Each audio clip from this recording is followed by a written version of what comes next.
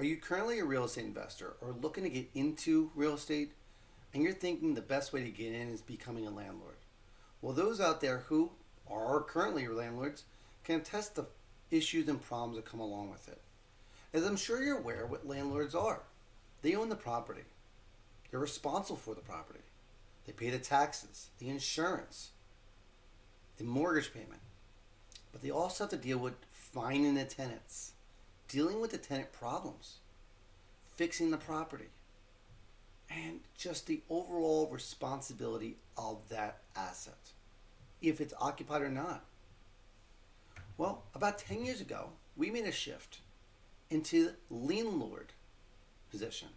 We're still in real estate, but we're buying real estate as the debt owner.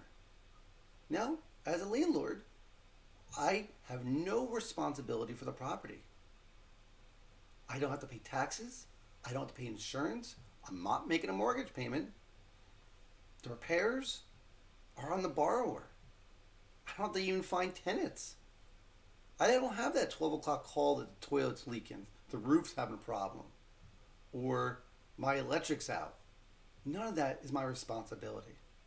So feel free to come check us out and learn more about shifting from a landlord to a lienlord.